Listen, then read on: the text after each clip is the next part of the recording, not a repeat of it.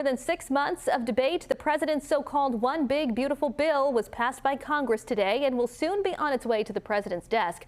The legislation significantly boosts spending for border security, immigration enforcement, and defense. It also extends President Trump's 2017 tax cuts, increases the child tax credit, and ends taxes on tips and overtime pay.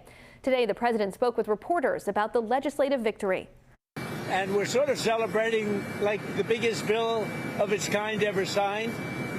And it's going to make this country into a rocket ship. It's going to be really great. We went over that bill, and point after point, biggest tax cut in history, great for security, great on the southern border.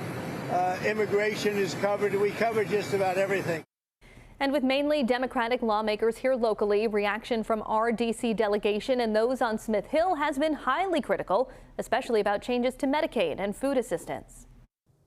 I've activated my entire cabinet on this issue. Governor Dan McKee out with this video message shortly after the passage of President Donald Trump's budget bill, warning that the plan will impact the health and economic well-being of Rhode Islanders. For many of our neighbors, this law reduces access to supports like SNAP food assistance. It puts health insurance for thousands of Rhode Islanders in jeopardy.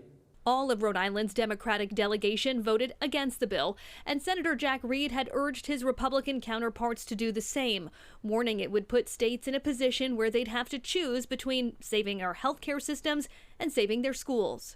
Working class Americans will be paying more city and town taxes for education.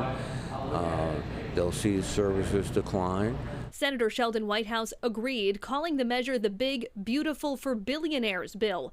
Congressman Gabe Amo and Seth Magaziner also blasted the tax and spending plan, but Rhode Island GOP Chairman Joe Powers sees it differently. Thank God they finally got it done. We asked him what his response was to the Democratic outcry that the most vulnerable will suffer. He said people should read the bill. Everything that you're being told, for the most part, is a lie.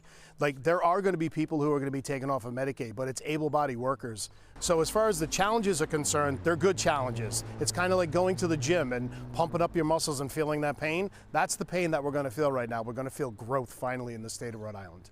Asked about the GOP budget plan on a recent episode of Newsmakers, House Speaker Joe Shaki said Rhode Island lawmakers might need to return for a special session this fall, depending on what happened in Washington. And we have to keep all our options open on the table. On Thursday, local lawmakers said it was still too soon to say whether that was necessary, pointing to proactive steps they took in the recently passed state budget.